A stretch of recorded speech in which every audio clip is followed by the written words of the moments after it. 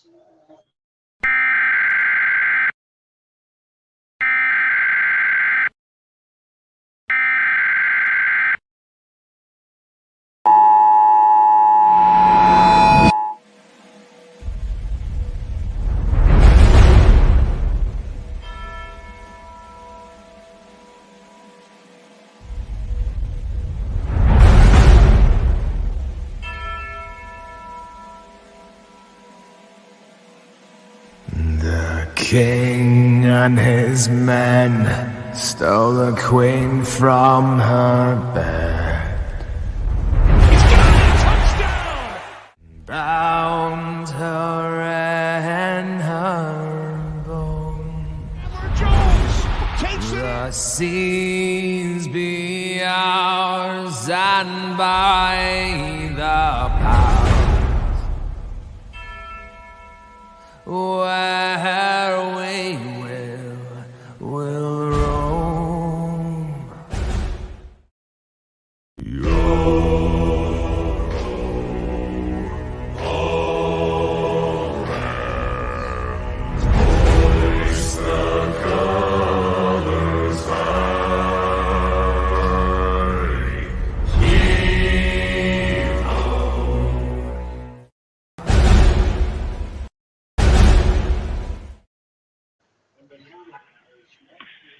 Salute Raider Nation. Appreciate you all showing up. Appreciate everybody in chat, all the mods, everybody here on the panel.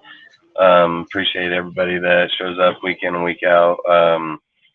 Like I say, man, usually Jeff's here, but he'll probably be here in a little bit, if not probably on Monday. But long story short is he usually has a whole entire thing that he usually goes over and says about following us, everything like that. You can watch inside the chat. There's going to be the bot's going to be posting them over and over the next few hours.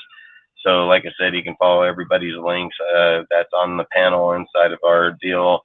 You'll see their links pop up inside the comment section over the next few hours. So like I said, feel free to give everybody a follow on our panel, follow us on our Instagram, Twitch, join our Discord. I mean, like I say, feel free to follow whoever the heck you want. So outside of that, I was sitting here thinking, because I see a bunch of people with their posts and sitting here talking about Patrick Peterson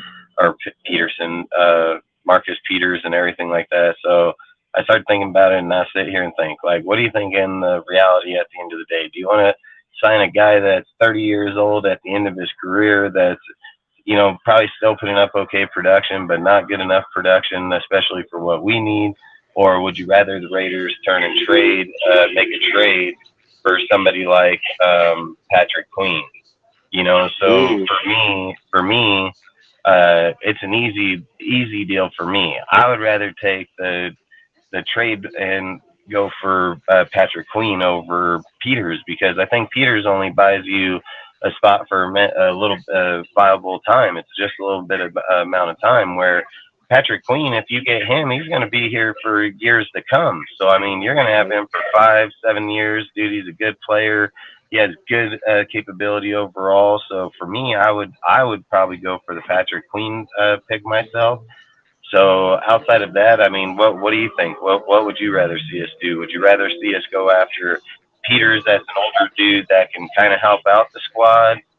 Would you like to see him trade for Patrick Queen to be a lengthier player, or would you rather see them trade for a different corner that's younger, somebody you think may be more viable? Well, Patrick Queen, I'll take him in a heartbeat. You know, he's younger. You know, doesn't have much injury like issues. He can step in and really make an impact. Blue John. Like, don't get me wrong, Marcus Peters, you're a legend in Oakland. They love you down there, but he's a bit on the wrong side of 30. And even though we do have a history of taking older players and having them find the fountain of youth, we have a history of that. We go through our history, we take players that are literally on their last leg. They come here and they have a great season. That's about our team, but I'd rather go with Patrick Queen, or let's say it's a young corner who's feeling kind of like disgruntled. I'll take a chance on that. I'll take youth, somebody we could build on that can improve year by year versus somebody who I know is going to do. Like, there's nothing Marcus can come in and do that I haven't seen what he did in Kansas City, or what he did, or what he did in the Ravens, or what he did when he was on Rams. Like, I've seen everything you could do. So I'm not going to be amazed. But a young talent coming here, I'll be shocked. Like, let's just say we bring in Patrick Queen. He has an amazing season. I applaud that. I would applaud that because it's something you don't expect. Something you don't expect. So I'll go with you, Dustin. I'm cool with bringing Patrick Queen or any corner who is disgruntled. Even like Buda Baker. if he's feeling kind of mad in Arizona, if he's on the trade block, why not see you can get for him? Who was that? In, Who was that in Arizona? Buda Baker. Buda Baker. Yeah, if he's available, like if the price was right, why not see you can get for him? I mean, Arizona is not gonna be good this year. More than likely, they're gonna tank for Caleb. So why not? Why not just see what you can get for him? I mean, it can't hurt. All I gotta do is call up, see, hey, Blue James. what do you want for him? Like, what do you want for him? I mean, and plus we have a great GM. He's a natural born finesser. He can probably finesse a fifth or a sixth and get him. Yeah, and Look, and like I think it was John saying up here, does Queen fit our system? Hell yeah, he does. He comes out of of Baltimore, which course. runs the multi D, the 3-4-4-3, the exact dude. Like the Baltimore and the Steelers is like ideal where you want to grab your players from because they damn near run a similar type defense that we're running right now. So it would just be verbal language for the most part when they go from there to here. So for me, I mean, like I said, I've advocated this for a long, long, long time, and I'm gonna keep advocating it. Is that I think that Queen makes a huge difference in our team, like massive difference, dude. He's only 23 years old. This guy got all the capable talents in the world. You know, I mean, I know they're gonna want to trade. You know, at least get a good draft pick out of it. I know that he's gonna want 17 plus million a year. You know, like I get all that shit. But if you're trading Renfro and you're gonna pick up this money, or you're trying to get rid of Josh and you're gonna take that money, like you have money you have money that you can move around and still be able to pick up a player like him. And you don't technically have to have all the city money this year. Even if you give him a $17.5 million contract, let's say you only have 15 million on the books, you can still give Hmm. him signing bonus. You can restructure his contract to where he's more heavy loaded in the later end of his contract, and you can put him on the books for the first year, kind of like they did last year with Devontae and Max, where you can have them on the books for $5 million. You know what I mean? Like, Mm, there's always ways around getting a guy onto the team, even not having the money around at the moment. And I keep advocating the whole time that you're going to pick up a pretty good amount of money once we get done with the camp, everything like that. You're going to drop from 91 to 53, so you're gonna pick up money. You know, you can pick up another additional 8 to 10 million just right there, and then you may even cut a veteran player in there for a rookie player, you know. So that's yep. all I would say is it for me it would just come down for Queen. What is the draft? What are they asking for? Do they want a first round pick?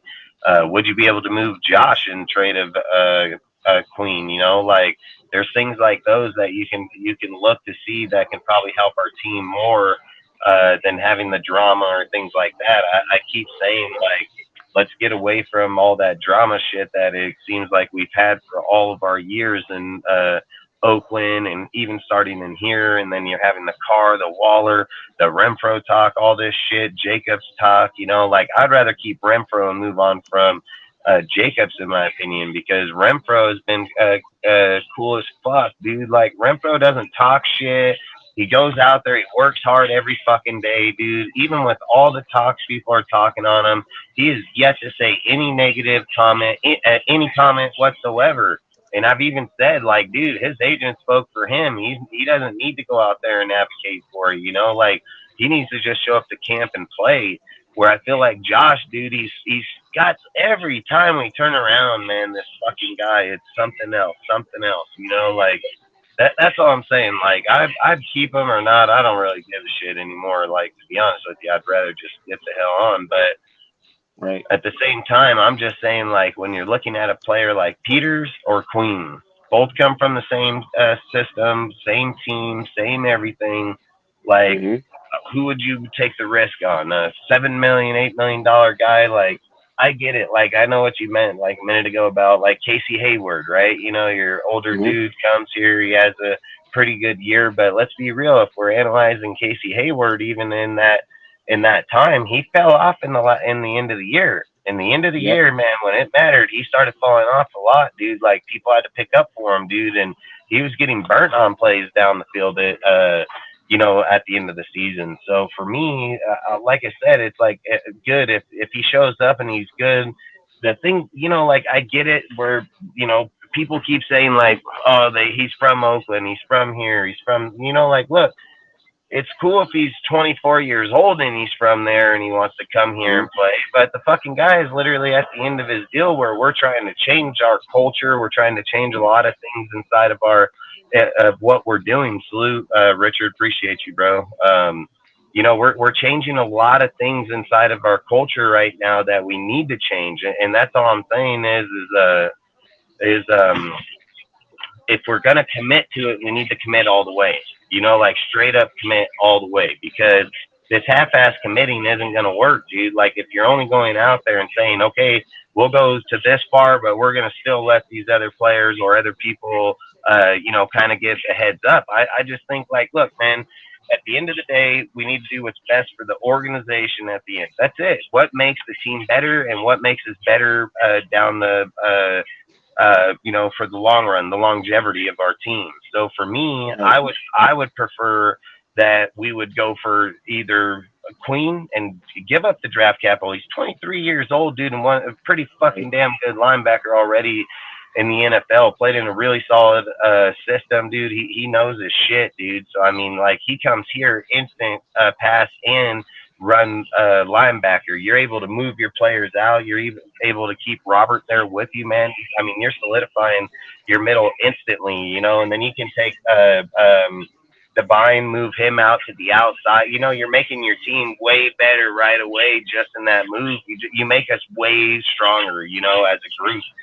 So for me, like I mean, like I said, I would advocate more for the Queen. I know the money in that, I get it, dude. But outside of that, I wouldn't even think about Peters. I would shoot for a younger player, dude. Like I would go to a Right. team where the younger player is like, hey, this guy's like you said, the little issue. Like, hey, fucking, let's move on this guy, get that guy. Like, I'd way rather shoot for a younger dude, in my opinion. So I would rather Easily. do that. Yeah, because like, what do you Easily. have to lose? I mean, if you go out there, you're getting just go say you give up a fifth and sixth, dude. Pick up a guy that's 25 years old, got all the measurements, all the tangibles. Like when I see shit like that, it just reminds me of shit like David Amerson. You know what I mean? Go to Washington, pick him Ah, up, dude. Bring him over. He played really good in our system for a few for years. real. I think he fell off when we picked up what's his name, Sean Smith. Is it Sean Smith from the I bel from the who did Chiefs? he play for? He played for Chiefs. the Chiefs, and we brought him here, dude. And then like just them both together, kind of just fell off after a minute. And then he ended up in jail and all kind of shit. So he like I And said, it always seems like shit always happens to us with plays, but all I would say is just at the end of the day, like I think we need to go for somebody young, somebody that's got the measurables, somebody that can bring value and not give up a lot for it. I think if you're like trying to say, hey man, we need to give Max and them a real defense and give them a real team to build off of, I'd take the Patrick Queen 9 out of 10 all day. Like that just easily. my number one. That'd be my number one pick is Patrick Queen instantly. And I don't care Instantly. what it takes. Moves like that's what builds franchises, dude. He's 23. He'd get locked in for 5 years. He'd be 28 years Right. old. By the time he's taking a second contract, he'd be 29, dude. By the time he's quitting, 33, 34, he'd be done as a Raider. You know what I mean? Like, Perfect. yeah, exactly. And I think like if you go out there, I mean, like I said, I think the Raiders in all look, if the Raiders when it comes to corners, we've always been able to find corners. Like the Raiders organization has always been able to find corners. You know what I mean? Like, but Hmm.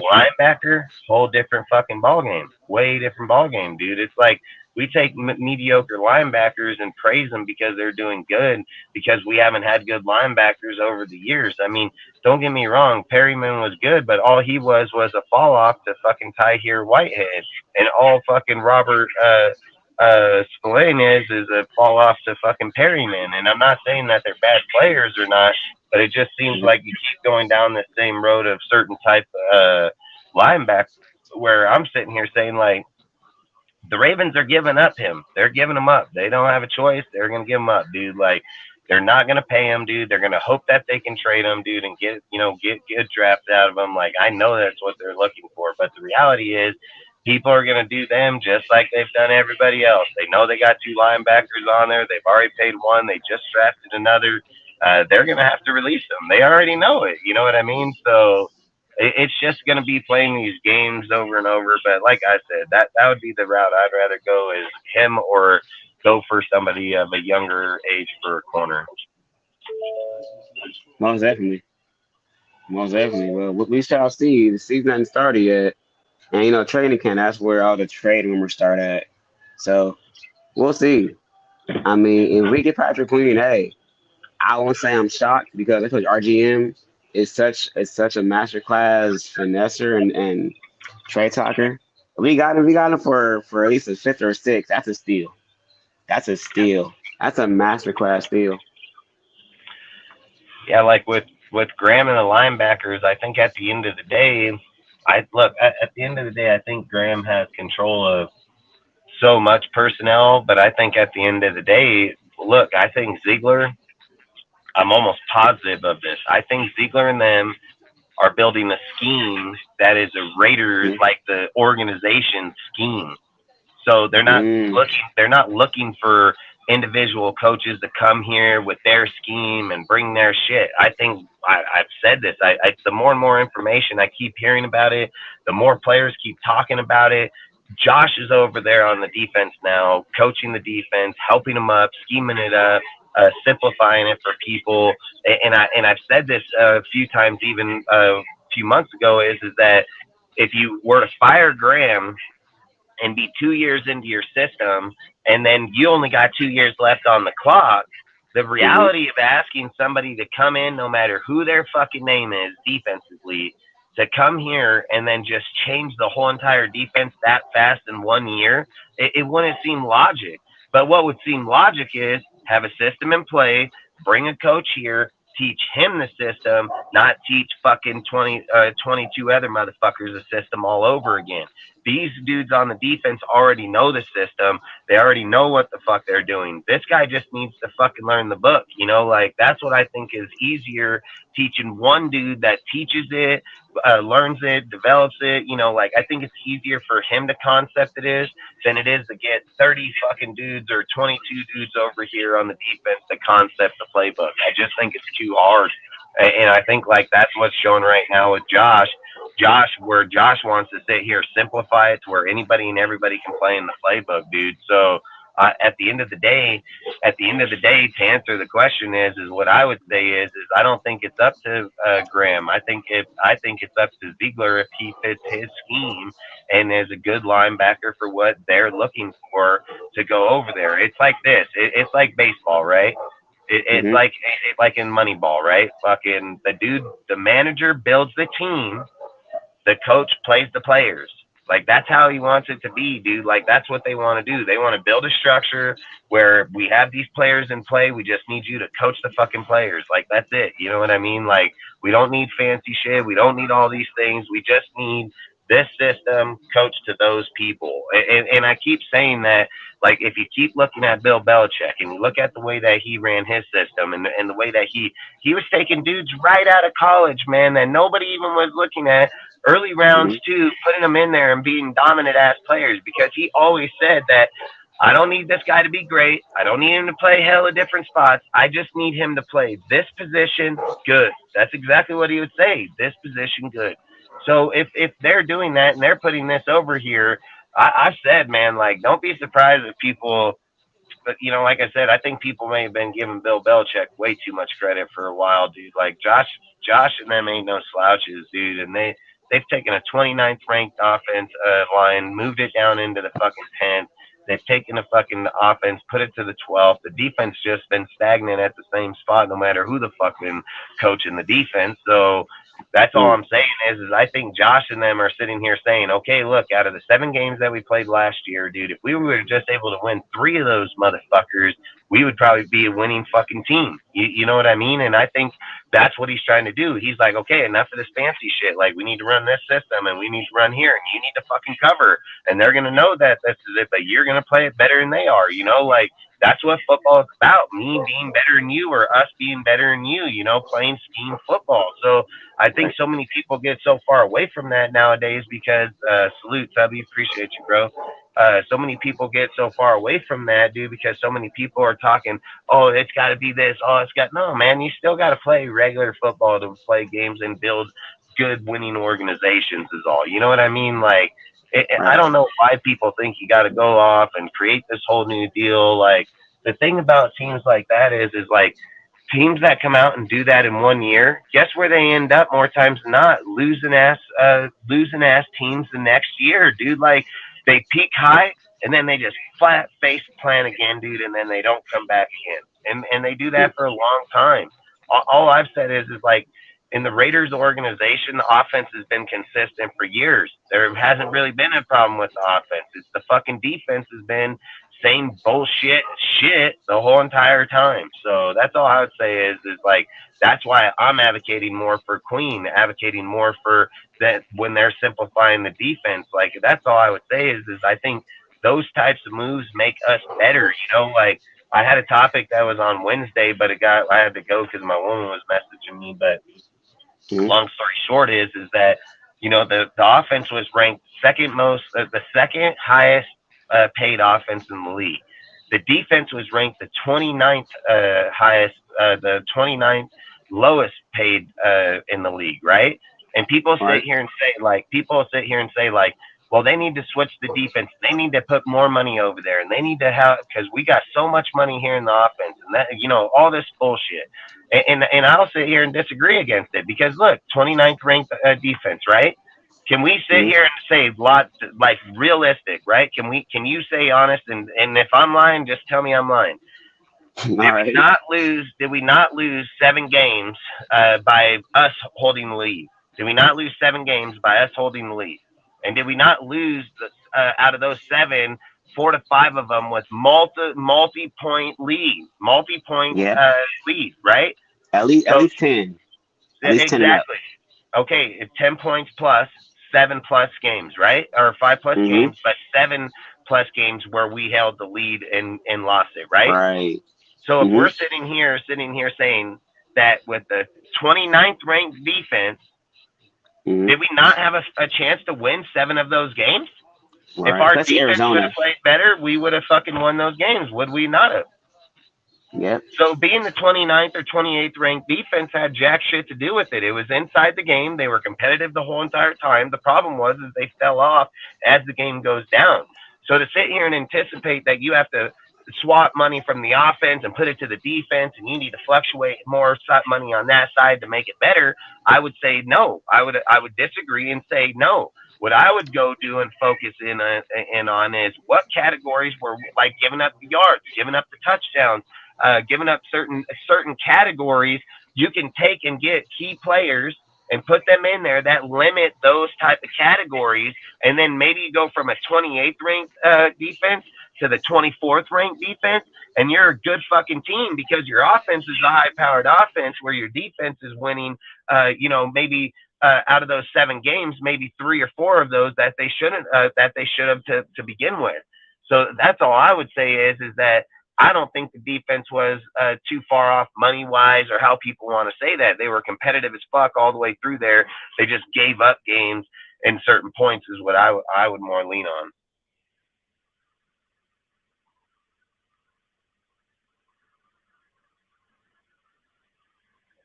But that's all I would say is because that's why I would say like a guy like Queen, you're not investing like hella moves into the defense. You're not trying to pick up a bunch of people. You're not trying to put a lot of deal. You're just putting one dude that solidifies that position massively, dude. Like you're not going out and having to coach him. You're not going out and having to be like, oh, you need to learn and you need to play. No, this fucking guy already playing elite as fuck, dude. At 23 years old, he just needs time to play now. He just needs fucking experience, dude. That's it. Period. So that's all I would say is that if you put that guy in with Crosby, dude, with Tyler and all these Tyree and all these fucking dudes, F's and fucking Sims and Hobbs, like this guy makes us like instant better. I would take. What do you think it would take to get? Man, I mean, fuck, it's a tough question, man, because it's a tough question, man, because they're probably going to try for a first round pick. I mean, right away. I mean, let's just be real. They're going to fucking try to get some money, dude. Like that's like they're gonna try to get return, but this is where I think it's gonna be a hinder. Is like with Josh, we're gonna hold on to him, force his hand because we don't really have anything to lose. We already have the players behind us. Where in their case, man, I don't think they want to sit it. Look, we're only trying to sign Josh on 10.8 million for the franchise tag. Like them, they're going to be signing them for like 17.5 million.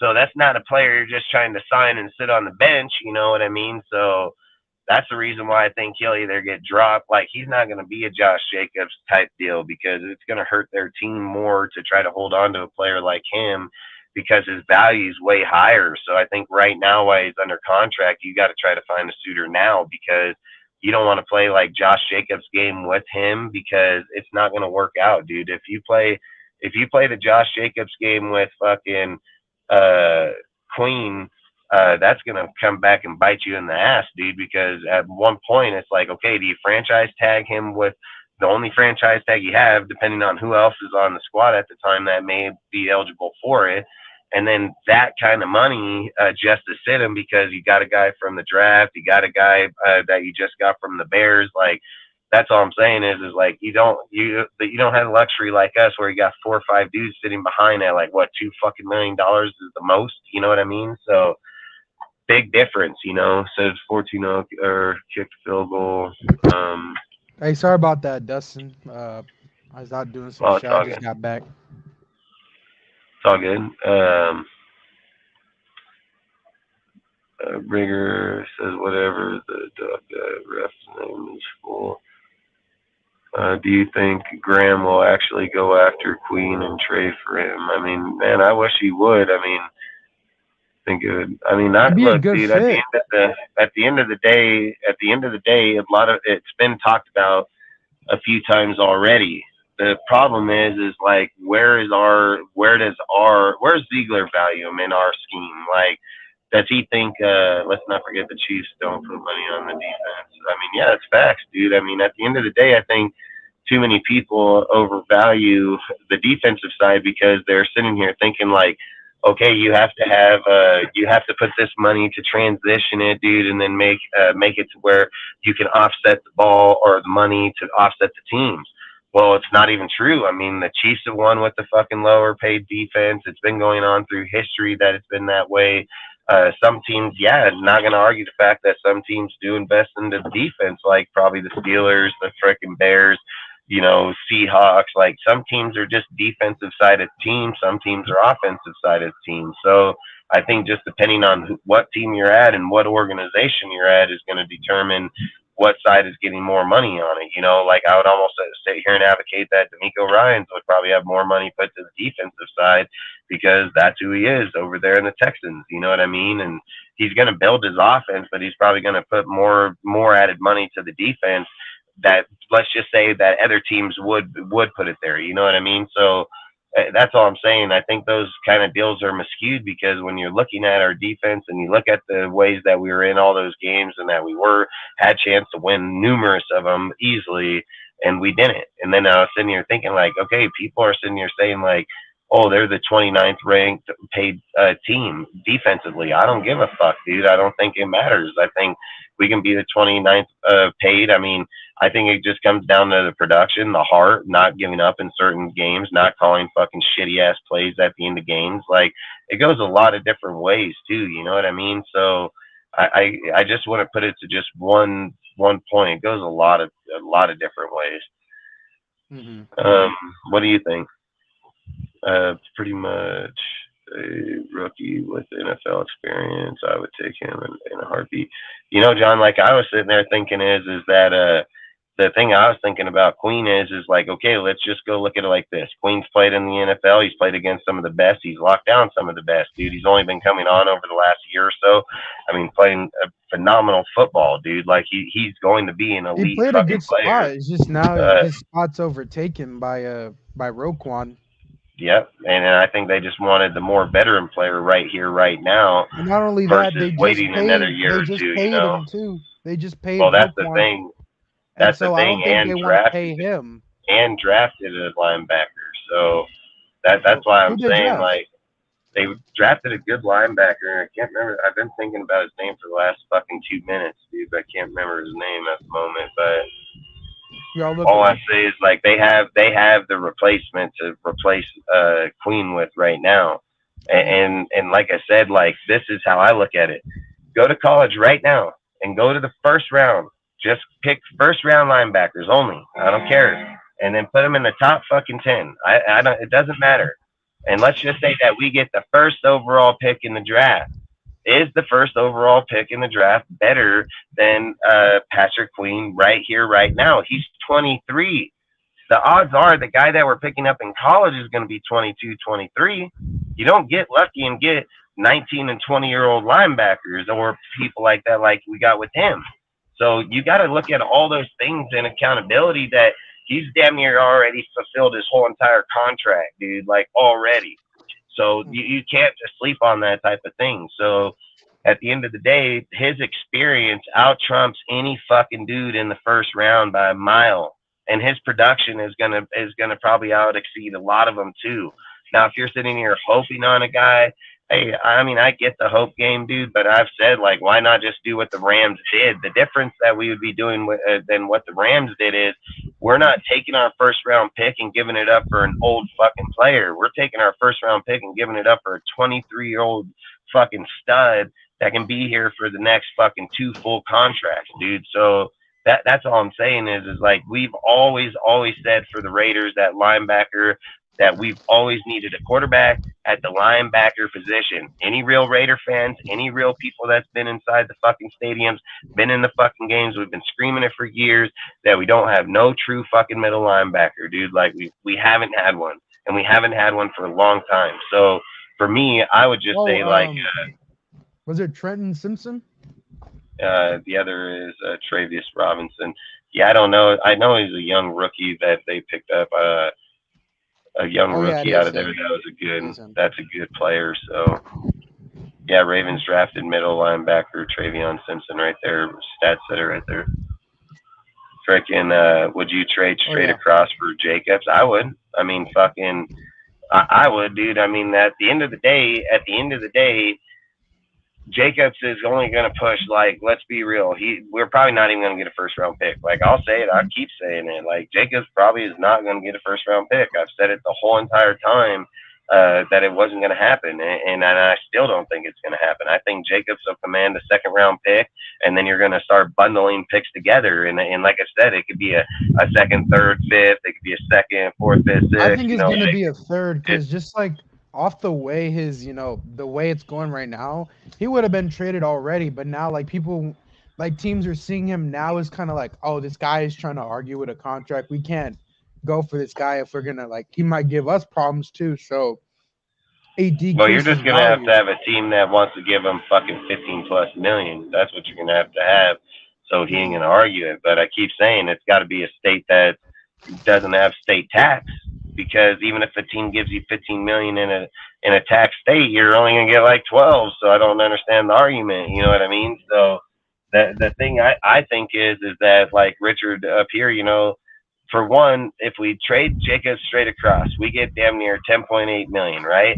And don't get me wrong, he could go to Miami. I mean, they're looking at fucking Cook over there. I Cook. mean, don't get me wrong. I mean, most definitely. But this is why I think you would just take away Miami, because for one, it would be like, why would we trade for Josh when we can just pick up Cooks? You know what I mean? Like, we don't have to trade for Cooks. So I'd probably just go the Cooks route just because I'm not giving up no draft capital, and we'll see what happens next year, So, I mean, Cook or Jacobs, I don't think it fucking really changes the outcome that much. One's a scat back type halfback that can run outside, and one's more inside type player. I mean, he barely even just started catching the ball, so he's not even on Dalvin Cook's level on the catching side. So what I was gonna say is like, so what the Queen deal is that if you did Jacob straight across 10.8 back, I think Queen's going to get like 17.5 million. I think once he's outside his contract, he's going to be around 17.5 million. So I think he's going to get his money. And I have no problem paying him $17 million. I mean, just go look up all the good linebackers and where they're valued in their money. 17.5 would be a deal, you know, and if we can get him anywhere inside there, I would take it, dude, and roll with it because like I said, I just think that's been a crucial point for us, and I would do it. So what How what do much you did think? the how much did the Texans offer Perryman? I don't know. I have no. I mean, I do remember, but fuck, it's been a minute to know exactly. I mean, Let me check. why? No, I'm just wondering because we were talking about a linebacker and like we would offer 17.5. I mean, like, Yeah, like, but there's a difference, though. There's a difference. Perryman's level will never be what Patrick Queen will be. There, look, these guys, Tyree, and Perryman can only stop the run. They are not coverage linebackers. They are not three down linebackers. They are run stuffing linebackers. Queen is a three down linebacker. He can play the run and he can play the coverage. So there's a big difference in when you're trying to talk about why we keep Perryman and why we're going after Queen. Queen and Perryman aren't even labeled in the same category, dude. They're not even in the same category. So it's like, are you just getting a linebacker that just goes after the run? So that's all he is, no, that's what or I'm saying. And Queen he got a 1 year 2.6 with Houston. So yeah, and there's a reason he got $2.6 million, and there's a reason that Roquan Smith gets 21 million. I Because know. Perryman, at the end of the day, is not a fucking elite linebacker, and that's what I keep trying to tell people is that Raider fans go after a player and then they overvalue him. Like, oh, he's so great because he played good for us, dude. Like, yeah, but at the end of the day, I keep saying this on here. I've said it numerous times about certain players that just because they're good here doesn't mean they're good on other places or even in the NFL. And I've even said, like, people say, yeah, but he looks good. Say again. They have to adapt to a certain scheme. They got to adapt to the coach's play style and how they are.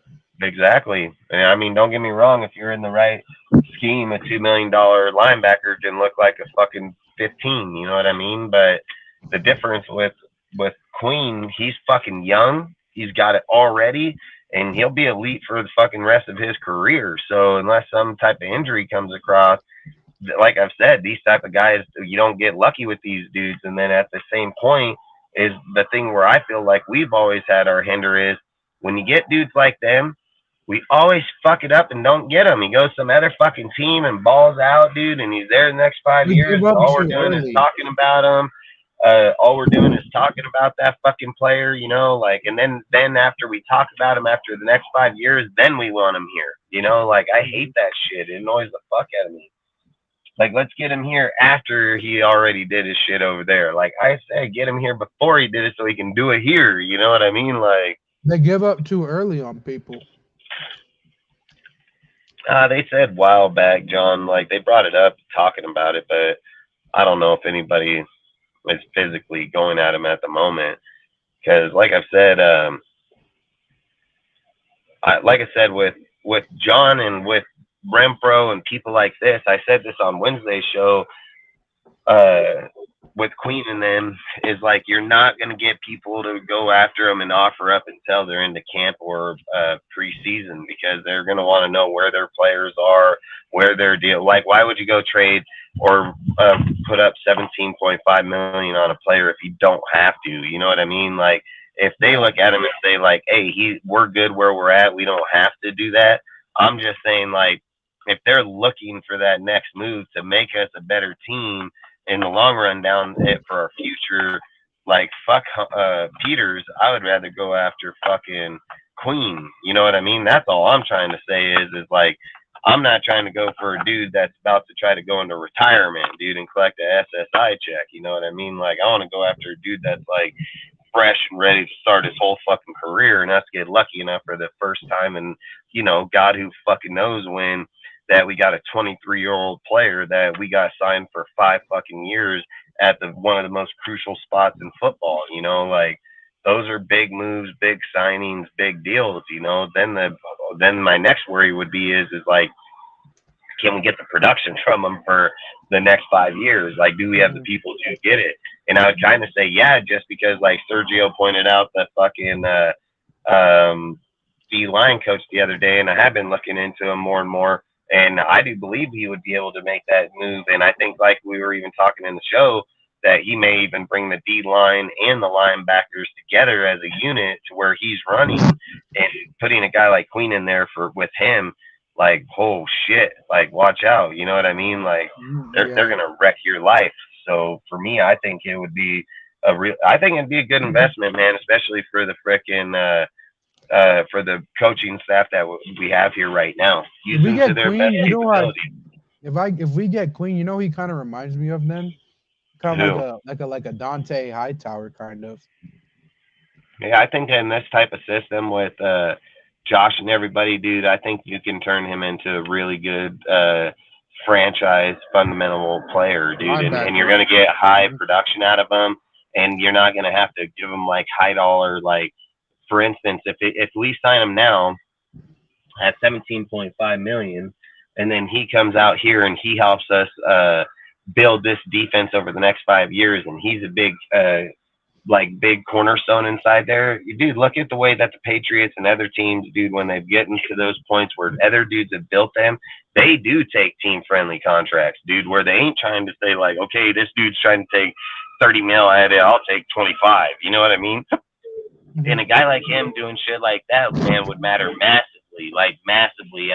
Look, at the end of the day, the middle linebacker position is just as crucial as the fucking quarterback position on the offense. I mean, that's your quarterback of your team. He's the one that he sees over the line, he sees behind them, he sees Phil Pratt, dude. Like he's the one that's calling out shit. Hey, fucking shift over here, pick him up, get the fucking safety down here, take the fucking corner, put him over there. Like he's the one that's fucking calling that shit. He's the one identifying. So to sit here and just black it like if it doesn't matter is crazy. It matters massively. You know what I mean? And if you're able to get a dude at 23 for 17.5 million, like who the fuck else are you gonna get at that kind of money? Who like these are the things that I compare myself to when I'm looking at players or things in the NFL is that if you take his play style, his capability, and who he is, coming from the system he's coming from, the transition to ours, it's easy, a cakewalk, dude, nothing.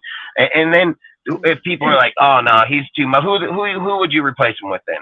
Who in the NFL can you go get that's that young, that has that type of play capability, and just act like you can just replace him with anybody? No, no, you can't. You can replace Perryman with anybody, but you can't replace that motherfucker with just anybody. That's why they have Roquan Smith and fucking Robinson and them over there, because you can't just replace that dude with just one. They went and got an elite player. You know what I mean? So that's all I'm saying is their transition of change ain't hard because they changed with elite. You know, so it's just gonna happen. Josh McDaniels, Ziegler, just make things happen. You hear rumors about it. Hey, that's facts. I mean, like I said, um, there's no way to see if he's like I said, we would only know if they were able to do that Very here in the next private. few weeks. You know what I mean? Like it ain't gonna be anything right now. And it's just talk. It ain't like all I was saying is, and look, they brought up the Queen talk like a month ago when they brought up that he was even eligible.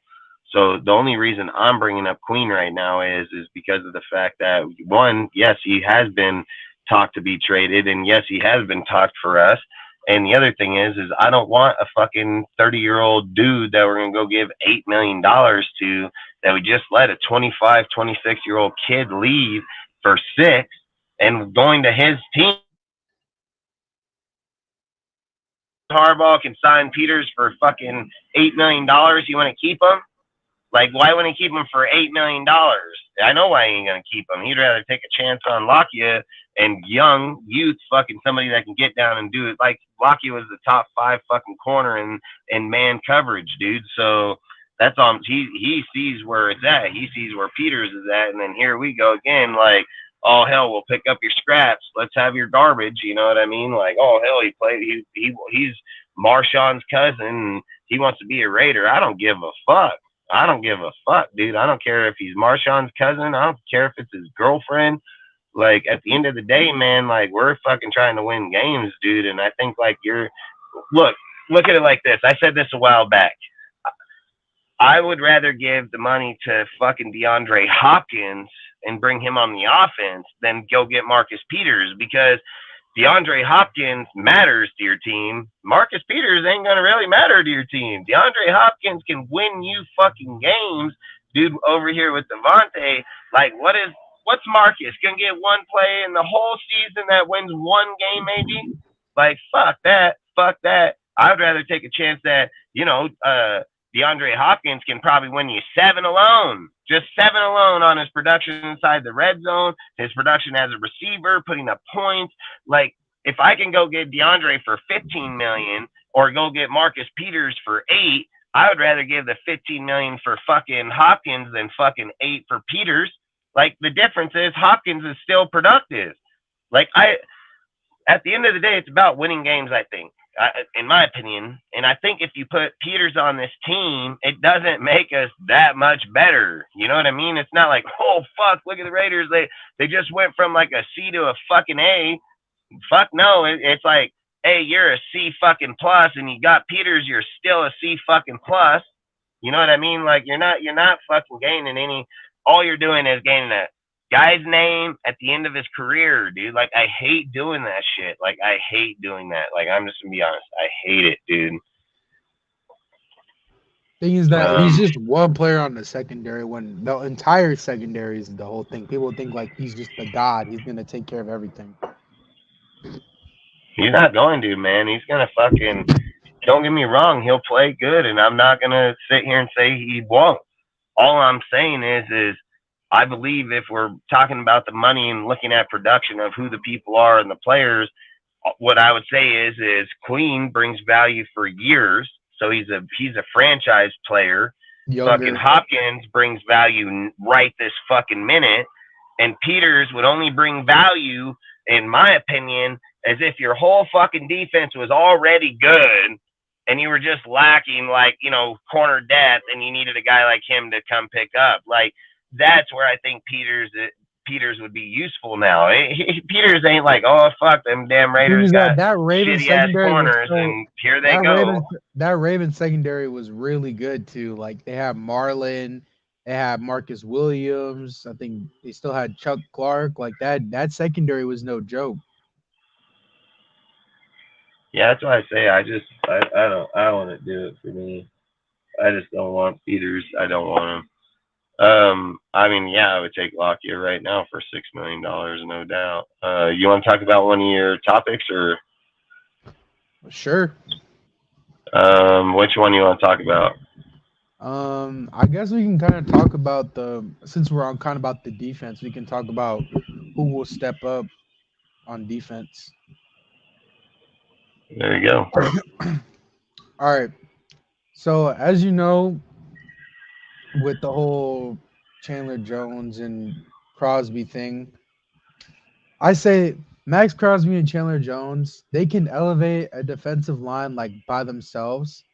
But like, however, like just knowing like the remaining spots on the team are like still like in question. So it's like I feel like there's gonna be certain players, like people talk about how the linebacker is kind of our huge part right now. Like we're kind of talking about how Spillane or maybe Diablo could be one of those guys that can, help out efficiently. And then obviously like the secondary is like something everyone kind of thinks we lack on, which I mean, at the end of the day, like at this point, I think what the Raiders are trying to do is just kind of build up from the bottom, because like any veteran corner or any veteran player really hasn't really worked out for us in the long run. Because like regardless of how many years they play, the production just goes down. And you kind of just talked about on that, Dustin, about how like Marcus Peters is only good in a certain way. And just because like also on top of that, he's getting older. He's not the same person as he was before. And like Salute, Jason. Oh yeah, salute. And I just feel like like somebody that will have to step up on this team really has to be like, honestly, I think Nate Hobbs has the possibility. Like he's been playing great in the slot. I think like just man on. I think more on the outside. He's like they just gotta get him out there. I think he's a real dog and true talent. That's someone I think that should really step up. And maybe if Diablo can just like get some better coverage skills, I think he'll be a good linebacker. Because to me, him and Perryman aren't like they're kind of on a similar page if you really look at it. Because like I mean, like Perryman is like that okay linebacker. He's just something. Like he's a good tackler. He provides like good run defense. Um, and that's kind of like what Diablo is as well. Good tackler, good person to shoot the gap in. I just think like personally, if we want to be more competitive, I think it's more of the front seven or just like not front seven, the more of like just like the linebackers in total, like just realistically, because if we don't have them, because like most of the time on a third down or on a fourth down, it's just something in the inside where like the linebacker's not covering or some that they're supposed to be looking at and they're not getting there. So I think like that's kind of the main reason because like overall like this that's what I think the team is struggling with and like what should like be like this is where somebody needs to step up. But if I were to just choose a player, it'd have to be Hobbs. I want him to be the franchise player that we have. I want him to have the face of this like greater secondary. This guy, it has so much potential. He did so well his rookie year. Um, he was all right last year. He kind Peace of dealt out, with the Richard. injury. He dealt with the arm injury or whatever. So I think like this is his year to really show out because he was behind Casey Hayward his rookie year. He did really well even though he was people overshadow him. Even though I think he did better than Casey. And then the next year he was looking really well. It's just I just personally like this. If you and just to bring up a player, just like against Mike Williams. Mike Williams is what, like 6'4", 6'5", almost, or I don't even know how tall he is, but damn near this guy is fucking locking him down. Watch And he's out, like karate chop. 6 foot. He's like short as hell and still playing at elite level on any tall guy. He'll still give you like the greatness. So I personally believe it's Nate Hobbs. So you think Nate Hobbs will be the guy to step up on defense behind Max and Chandler? Well, if we're talking about on the secondary, I want Hobbs. But if we're talking about somebody to help them on the inside, like if we're saying like linebacker wise, it'd be what's his name, Diablo. So when you look at the linebackers, right? Do you think that Robert Spillane can be the one that truly takes over the linebacker position, or do you think it's going to be Diablo? I think it's Or do still you think what Masterson can sneak his way in there? Like out of the three dudes, if you're just sitting here thinking about Masterson, Diablo, and fucking Spillane right now, Spillane was brought here for sure is to be a big piece here. Mhm. So who can you see? Because Diablo's been here for a few years already, He's been here. Yeah, and he's been here. the thing that we gotta keep in mind is Robert is no slouch. Like just because people don't know what he may have done in the Steelers doesn't mean this dude's no slouch pickup. This dude substituted in for fucking Bush when Bush got hurt.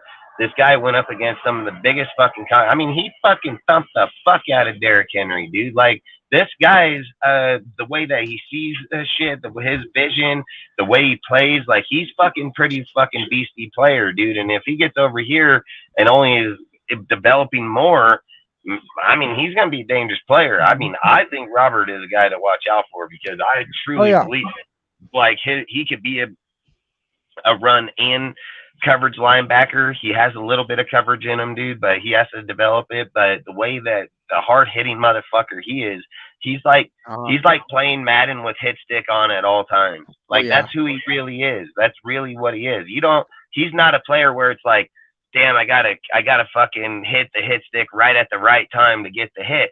It's like this motherfucker, all you're playing is like R2 fucking running down the field. He automatically hit sticks dudes. Like he automatically gonna hit sticky. You don't gotta hit it like he's just gonna hit you, and he plays really good ball, dude. So I think like Diablo, like I have a lot of faith in Diablo. I really do.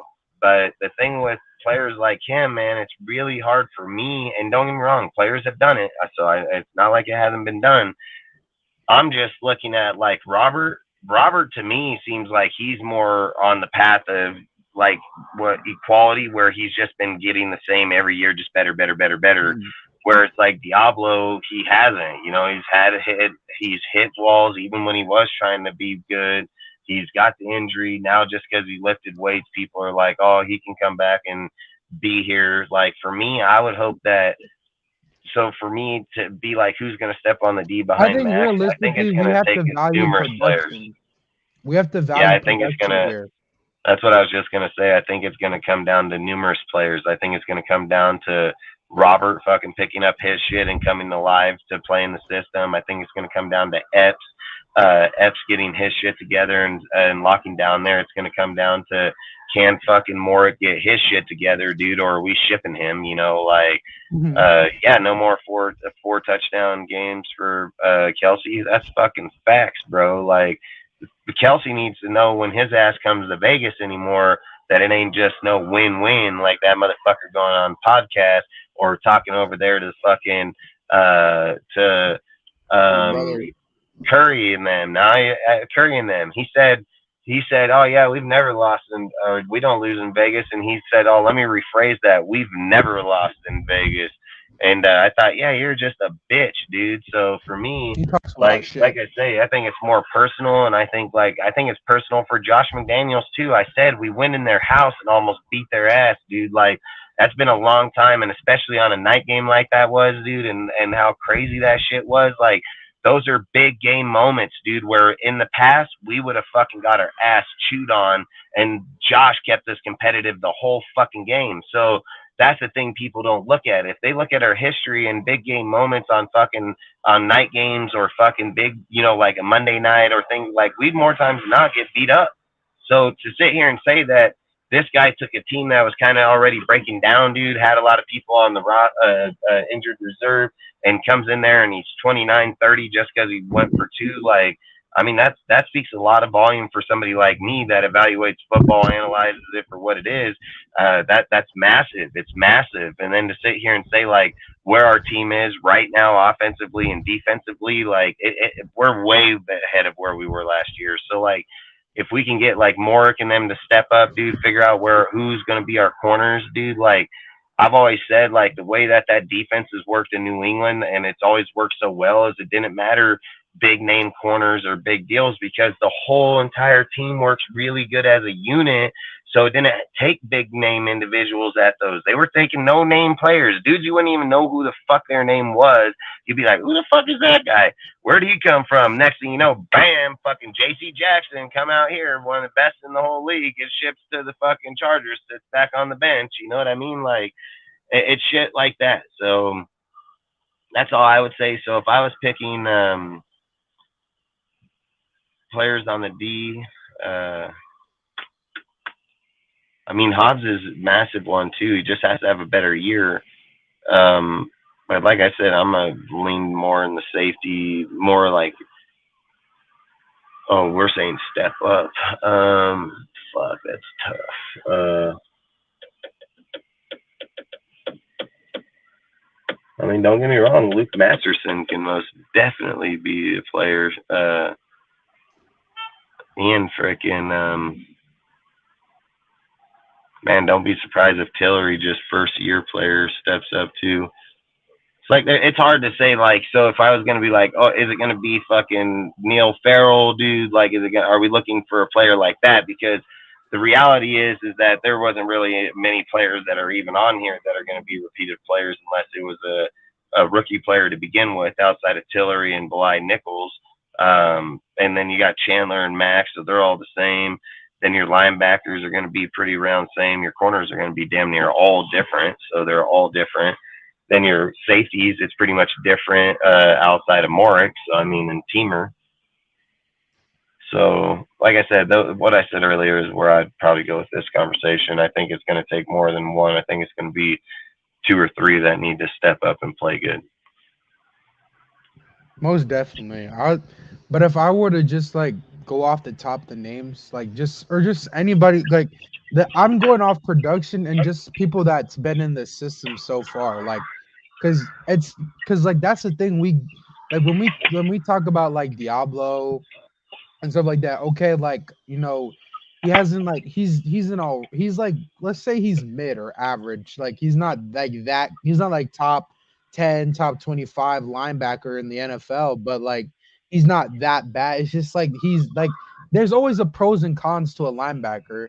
So I just believe like if he can just develop coverage skills, even like how you said Spillane, I believe I'm pretty high on Spillane this year. Just if the team if like we can just develop him like develop both of them actually to just be better coverage linebackers then there would be no problem just at all. That's just the main concern. They can develop coverage skills because they're great tacklers, great hitters. So it's just that's our main concern with them. And like how you said with Epps, I like that choice actually because that's a brand new guy, and he just came off of a Super Bowl team. He obviously put in the part because he was the starting safety.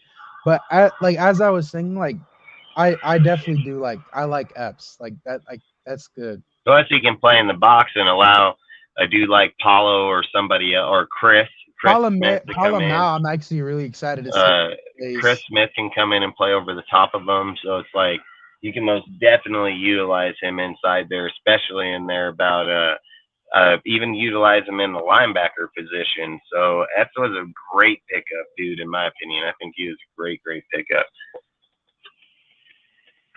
Do you have Yeah. anything else you want to talk on this one, or No, I think we gave our. I guess we gave both of our opinions. We're kind of like on the. Basically, I think what we're getting off of this is just like who's gonna show the most production. To be honest, like that out of Max and Chandler, and we can throw in Tyree as well. Just like who is that? Who is gonna take that step? That's the main topic. Who's that guy that say if Chandler's out, say if Crosby's out, who's that guy on the defense to step it up? Who's that step it up, man? what's That's back? what So I want to hop over to some Josh Jacobs talk real quick, and then I have another deal that I'll back it up with the halfbacks in there. But I just want to bring it up real quick because, like, does anybody care if Josh holds out anymore? Like, I don't fucking give a fuck. I mean, I've known since the day that he hasn't even, the day that they went out of there, that he wasn't going to be fucking signing it and that he probably wouldn't sign until the fact that they were getting into camp. I've said it. You can see it on our lives. I've said it fucking the whole entire time. And every single time I turn around, it's the next thing. Now Josh is gonna hold out in camp. Josh is gonna hold. Okay, listen. This is the shit that it just makes me start laughing because if Josh is holding out in camp implies that he signed the tag. So if he signs the tag means they can trade his ass. Like it doesn't matter. Like they're not sitting here implying, oh, Josh is gonna still be on the non-exclusive. If you're implying that Josh Jacobs is in camp and that he's gonna hold out, means he signed the fucking franchise tag. Because otherwise, on July 17th, if that motherfucker didn't sign that fucking tag, well, guess what? He don't play at all and nobody can go up to him and offer him a contract. Nobody can give him shit. So he done. He's done for the year. He's sick. So for me, like I said, I can give two fucks anymore. Like I don't care. And I have another article that I'm going to it back because I think, like I said, I think we have plenty of enough people to take over by running back by committee, if not even a guy just showing up in camp. Do you want to speak on that?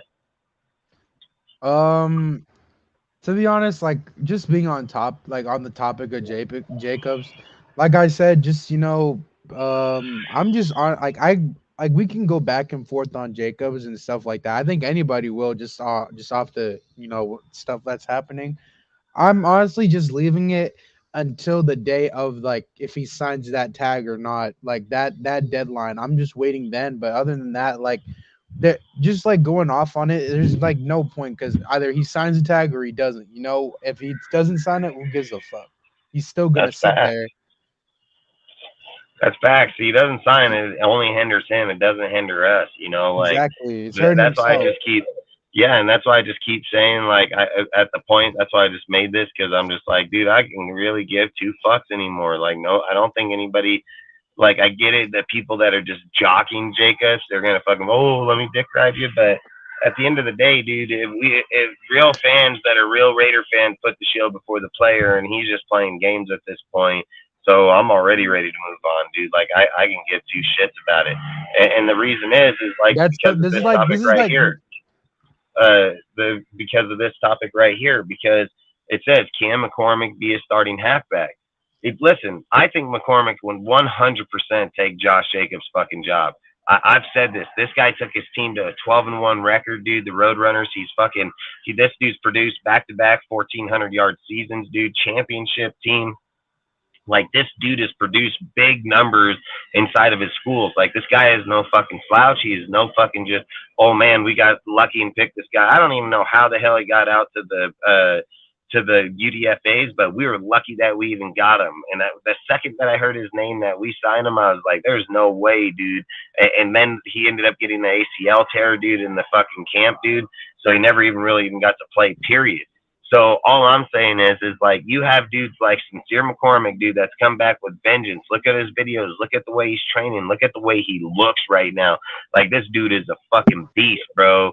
And he looks like a little fucking pit bull. Take him, put him in a fucking deal, put him side by side. Like, it's gonna be Facts, hard as hell to Jason. tell. Like, they're very similar in stature, body types, everything. And the thing that I keep thinking about is like, this guy runs so hard, it's not even funny, dude. And he is no slouch, man. Like, you put him back here with Britton Brown, Zamir, fucking any of those dudes, like, and look, dude, I believe like that's a transition you need to make anyways. I think you need to weed out Josh, Bolden, and Amir, and then start transitioning your team to your youth, where you're gonna get them for 4 fucking years and go with, like I say, Sincere, Britton Brown, Zamir, and fucking even Austin Walters, depending on how well he shows up here. I mean, you have like Walters panned out hardcore, dude, last year. So did Britton Brown. And the thing I'm scared of, dude, is like us having another Chris Warren the third, where he came in 250-yard fucking preseason, at a 250-yard game, and then we just fucking shit on him, dude, and dumped him. And we didn't have really any good halfbacks at the time, and I still don't understand why we didn't sign that guy. But all I'm saying is like, we have the players here. Like, put them in and let them go to work, dude. Like, I don't think Bolden's gonna win you that many more games than a younger Facts, player, Jason. And that's all I would say is I just don't think like we have the players, man. Wrote an article on McCormick. He was his greatest offensive weapon in their school history. I mean, it's facts, bro. I've been saying it the whole time since we've got him, Stats. I mean, everybody knows. I mean, I've been advocating this fucking guy from day one because I'm over the JJ deal. Whoever wants to really be a Raider will be present day one. That's facts, dude, and that's how it should be at the end of the day. Like, it's not about a guy holding out and all he's entitled to it. Like, he's entitled to get paid, but it doesn't mean that he's entitled to get paid by us. You know what I mean? Like, Exactly. for people to keep, like, this is the whole thing I keep trying to tell people when they keep talking about. Josh stated in his deal, Gary. Gary, when Josh stated in his deal, he said, you want me to play like a superhero, then you're going to have to pay me like one. And all I keep thinking in that comment is Ziegler don't want you to be the superhero, and he doesn't want to pay you like the superhero. So I don't understand, like, when you make a comment like that, you're implying like Ziegler wants to give you that. No, the fuck he does not. He never has. He's not Devontae, bro. You're not that He's guy, even man. told him, dude. Listen, I've said this since the second I heard Ziegler say he is not getting a contract this year. Ziegler said it straight up, like, we're not giving him a contract this year. He wants to have him run it back again so he can make sure that Josh is the player that they're going to be signing. Like, he's already said it, dude. And it's crazy how people can just bypass what the GM of the team says, like if he didn't even say it and it didn't even exist. And he's made it aware for the longest time that he's not giving him a contract this year. And all I'm saying is like when you're looking at Sincere McCormick, you're looking at Britton Brown, you're looking at Zeus, you're looking at Austin Walters. Like we have good halfbacks. Is their fucking name Josh Jacobs? No, but Josh Jacobs' name wasn't Josh until he got the chance either. So you have dudes like Austin Walters there that can probably just ball the fuck out. You ain't gonna know until he gets the fucking chance. You ain't gonna know if fucking Britton Brown can ball the fuck out till he gets a fucking chance. We know Zamir White gonna run in the back of his fucking line. We know that for sure. We've already watched him do it. Every single time he gets the ball damn near, he runs in the back of his fucking players. Like, it is fucking facts, dude. Like, so all I'm saying is we know who a few of the players already are. Let's figure out who the hell the rest of the players are, you know? Hey, salute, Omar. Appreciate you stopping by, man. Appreciate you, bro. But that's all I'm saying is What's like up, OJ? we have fucking halfbacks in this room that can do a good fucking job if we were to give them the chance to go and do it. And who gives a fuck if it's running back by committee? I believe that's what it should be anyways, because I've been sitting here advocating over the last, 2 weeks now that in Josh McDaniel's system, running back by committee, which in dual back system has worked phenomenal for him. Phenomenal. Picks up hella yards, touchdowns. Dude, you're getting 20 touchdowns just by the halfbacks, dude. Like, that's all I'm saying. Like, that's all I'm saying is like you have people here that if we were to put them in, like, look, if we're gonna take a hit, right? Let's just say that Jimmy doesn't show up. We have to roll with Aiden. Like, what does it matter if we just roll with all of our dudes, man, and find out who the fuck is weak, where the fuck we need to fix them, and next year we can address that with those next draft picks, dude. Like, right now, all we do is if we look at the team, all we're doing is assuming that these players are going to pan out. And then we're going to do this 2-3 year bullshit. And then we're going to, fucking 3 years later, we find out, well, this guy didn't work. Hey, let's fuck 3 years. Let's find out right now. Like, let's find out right now, because I'm willing to bet there's numerous dudes on the draft that we got this year that are going to ball the fuck out. So, and I'm not just saying one, I'm probably saying like 3 or 4, you know? So there's going to be a pretty good amount of draft capital we got this year that's going to work really well.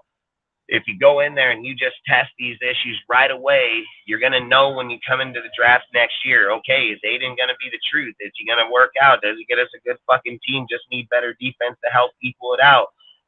Is our halfbacks going to work, or do we need to draft another halfback? You know, and this is why I believe Ziegler thinks that our halfbacks are plenty good. He never drafted one and ain't never picked one up in free agency. He has yet to even grab another halfback, period, since last year. So that's why I feel like they were fine with the halfbacks, even knowing Josh may sit out. Like that, like people don't even think about that. Nobody's even brought that up. Nobody's even talked about it. Nothing. Like, Ziegler is perfectly fine with the halfbacks he has in that room, knowing that Josh was going to sit the fuck out this year, period. They didn't draft one. They didn't go look for one in free agency. They didn't even go out of their way for anything. Salute, Lunatic. Appreciate you, bro. So that's all I'm saying is like Ziegler knew Josh may sit out. Ziegler knew that fucking he may not even play this year, and he still never drafted a fucking halfback or even went and signed one. So to me, it just tells me like Ziegler has faith in the halfback room. Ziegler obviously knows something inside that room already where he was like, hey, if Josh don't play, oh, well, we got it.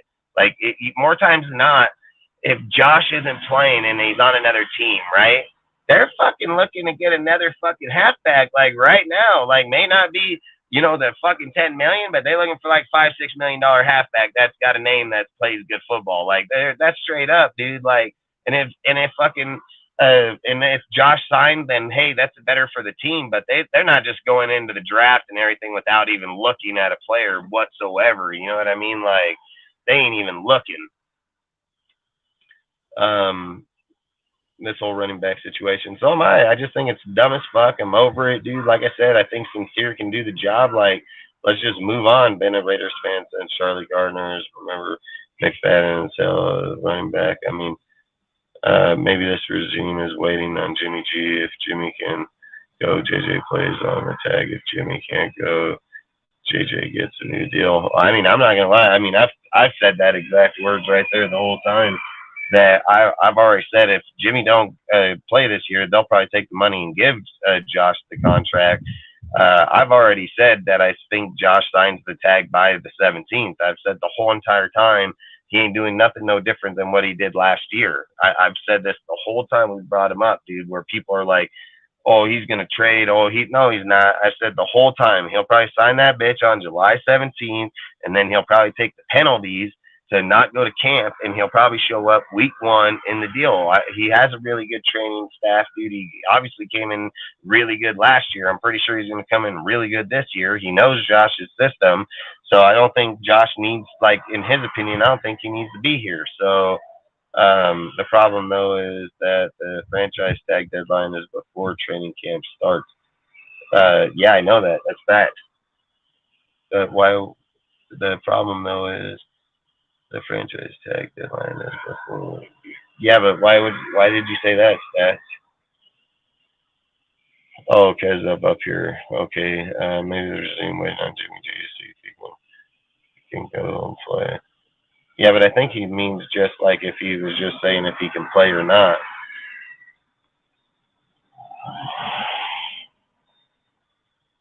Yeah, because I think, like I said it the whole time, I think, and you can, because if they know, like, this is, they would know, they don't need to see Jimmy going to the camp. I've said Jimmy just for Aiden O'Connell. Josh Jacobs is a whole different ballgame. I've said it from the second that they brought up Josh and this whole deal. I came on our live. I said, man, Ziegler got to be the greatest GM on earth. I said it right away. And I said, and the reason why is because he checkmate Josh Jacobs like no one's business. Like straight checkmated him. And I said that shit right on this show right away. Came out the second the news came out. I said it right then and there. I said, oh yeah, that fucking guy checkmated him.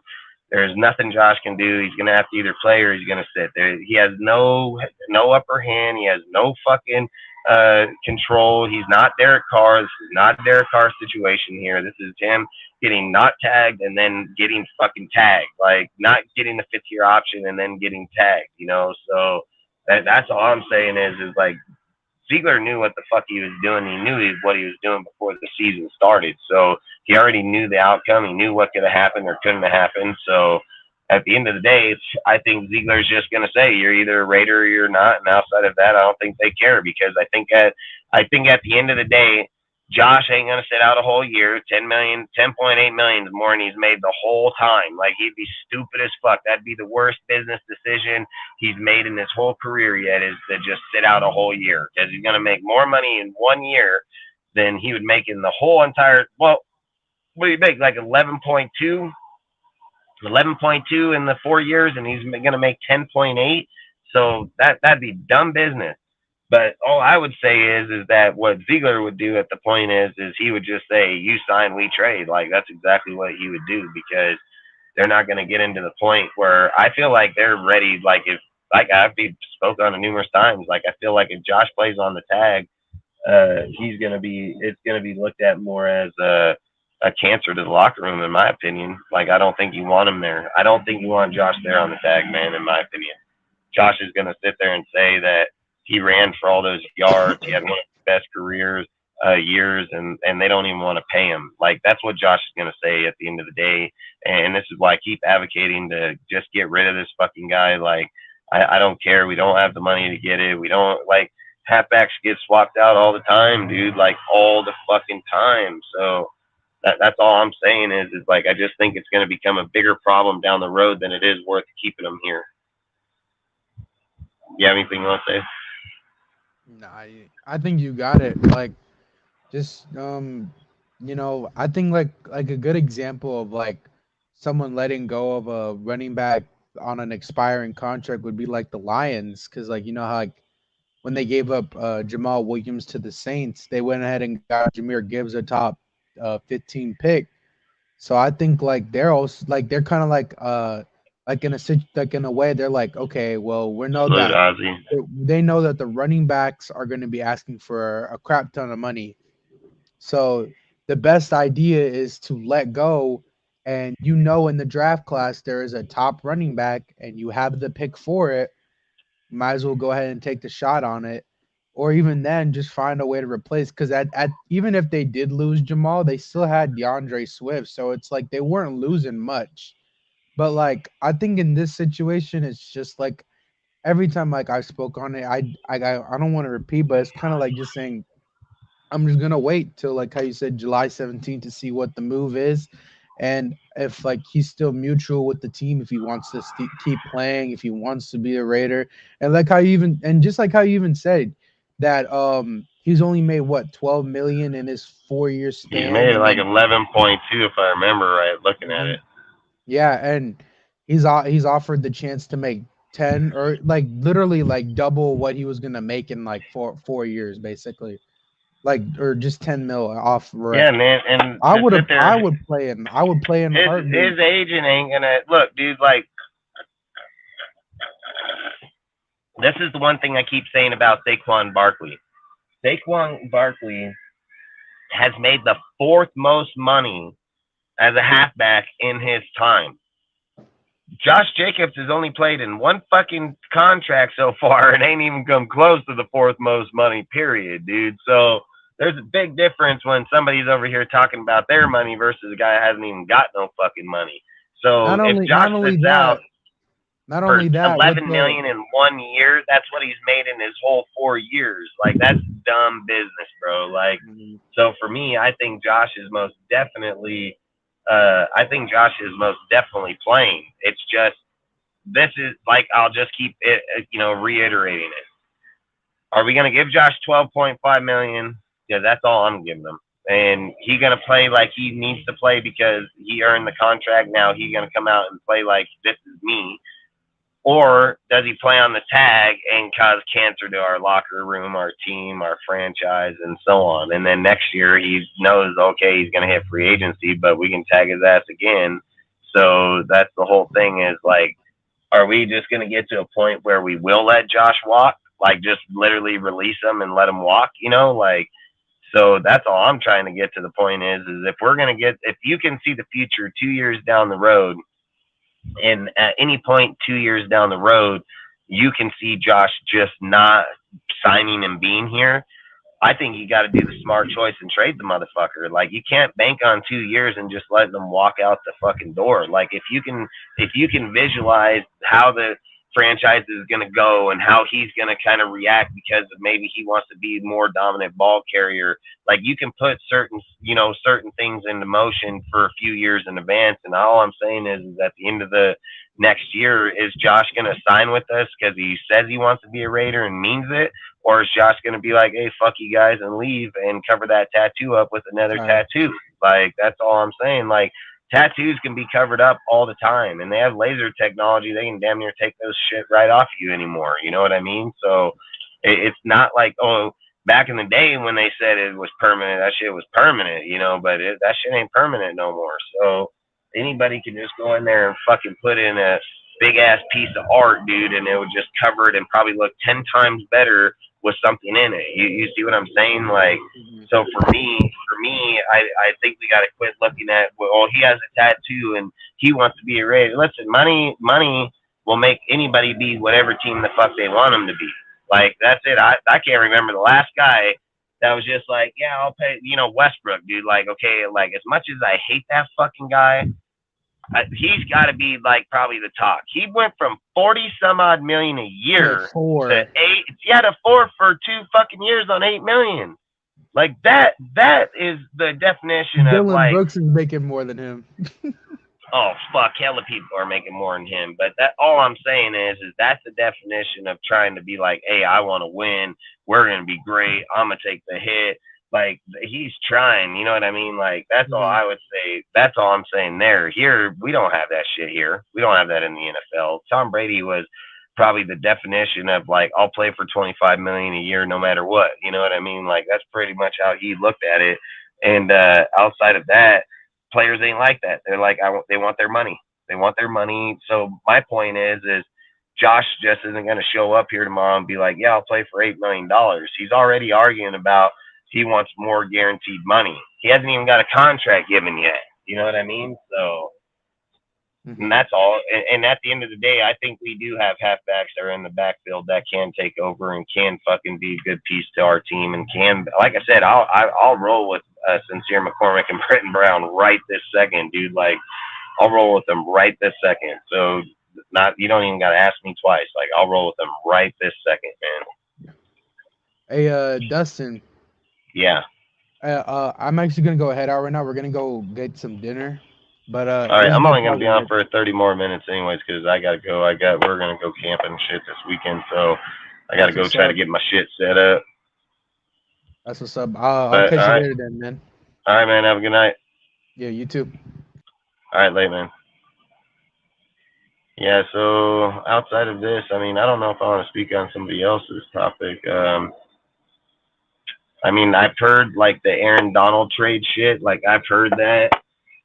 But I mean, let's be real. We're not fucking getting Aaron Donald. There ain't no way in fucking hell. Like there is just no way in hell. Even if Aaron Donald was a trade possibility, like we are not fucking like one. I don't even think we even have that type of money to even begin with. And then like, are you gonna give up Max for Aaron? Like, is that what you're saying? Because that's what's probably gonna have to happen. Because as much money as he's making and as good a player as he is, like you're not getting him fucking cheap. Like you're gonna pay big fucking money for him. So like I would say in that aspect, I don't think Aaron Donald would be a good person to go look after, go give. Like I get like the who he is, the player type, dude, but I've always said like the first things that I look at instantly when someone brings up their names is the contract instant. Like that's the number one. That'll debunk any conversation instantly. I mean, motherfucking guy getting $25-30 million. I mean, what are we gonna do? Sign every fucking dude that we get for $30 million? We won't even have a team, you know. So, would you cut, trade Renfro and JJ for Aaron Donald? Would you cut, trade Renfro and JJ for Aaron Donald? You know, so this is the issue I have with like questions like this or deals. I feel like you would go after Aaron Donald and give up JJ and Renfro if your team was already there and you were just an Aaron Donald away. But let's be real, Aaron Donald is a good fucking player. He's probably one of the most elite players in there. But Aaron Donald is not going to get us to the Super Bowl. Like, we are not an Aaron Donald away from the Super Bowl. Like, that's all I keep trying to say is like, you need to bring in more depth and start filling in more areas. Like, the cornerback position needs to get addressed, dude. Like, most definitely. Like, and I don't give a fuck. Like, you have names there, but you have no fucking names there. Like, literally. So, like, we need to figure out who the fuck is over there, period. Like, so if I'm looking at it, like, for me, I think the corners is more addressed area for us, depth-wise, team-wise, franchise-wise. Aaron Donald, I just don't feel like we're just going to win, fucking 15 games because Aaron Donald came here. I just don't see that happening whatsoever. Just not going to happen, man. We could have 21 million more with Renfro and Jay. I mean, like I said, I personally, Aaron Donald might not be the same after the Super Bowl since that his main goal is already accomplished. Like, listen, I'll just be honest with you. If I got $21 million, dude, I'm putting it to about fucking 4 other spots in my team. Like, I'm gonna go give me like 4 or 5 players. I'm gonna do what we need to do and invest into the team, not just one fucking player. Like, that's why I keep saying like. I keep trying to say, like, when they're looking at Peters and then Hopkins brings massive value to the offense. Peters doesn't bring it. We're not a Peters away. You see what I'm saying? Like, even with Aaron Donald, we're still not an Aaron Donald away. Like, Aaron Donald, corner, maybe linebacker. Like, you see what I'm saying? Like, even with those type of superstar players, we still are going to need just a little bit more around us. And I'm not going to say that with our depth or with the way that our players or the team can be and say that we can't make it to the playoffs. What I'm saying is like when you get an Aaron Donald trade, right? You're not just giving up JJ and Renfro. You're probably giving up defensive players too because he's going to take somebody's position there at that spot. And then you're sitting here saying like, I agree. I want to see Byron. Like, and again, it's not going to be a Byron, but it could be a Byron Young being not on the team. Like, Aaron Donald is going to take somebody's job away for goddamn sure, and he can take the best players spot away too, just because of money depth, where they can sit and say, okay, we don't need this guy, for instance, like Bly or somebody, and then we can take the hit and move the money. But in all honesty, it's really not even justified. But the fact that they're going to justify it is just because Aaron Donald's there. Where I feel like, man, why would you do that and give him all that money where you can just not get Aaron Donald and see where we go with this team, because we may still be good with this team even without him. So for me, man, like I said, I'm just going to pass on the Aaron Donald talk. Like, there's no scenario. Like, there's no scenario that has me thinking that we're getting Aaron Donald whatsoever. Like, there is not a scenario you can think about. Like, look, this is the scenario I'll tell you. If in the next month that we get out our corners, our linebackers, and both of those spots are good, I would, and we still have fucking $30 million, then I would probably entertain the fucking Aaron Donald talk. But let's be real. Like, if I'm getting $30 million, I'm not getting him. And like, listen, I hate giving dudes that kind of money when there's another guy on the line that already gets that kind of money. So for me, like I said, there is just not a scenario you can let Aaron Donald come in here for $10 million and playing. Like, that's the only fucking way I would do the Aaron Donald shit. Salute Protect the Shield podcast. Appreciate you, bro. Yeah, but like I said, I just gonna see us with the Aaron Donald deal. I want to do it, and like I said, I mean, there's not a scenario I can see it happening for us. So outside of that, freaking, let's see what else we got. Fucking,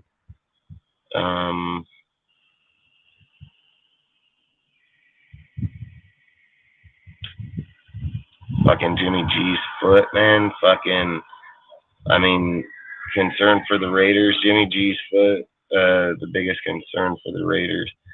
Like, I'm not gonna sit and say that it's not. I'm not gonna sit and say like Jimmy G with his foot injury isn't a concern, because it most definitely is a concern. I mean, especially with Josh, everybody like that. But I'm just gonna keep reiterating what I seen.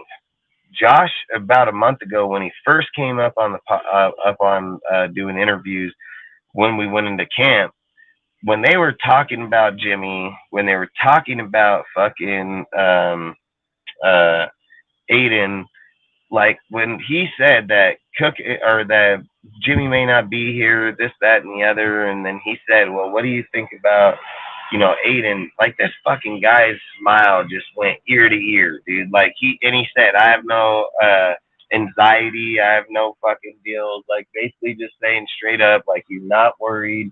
There's nothing that's worrying him.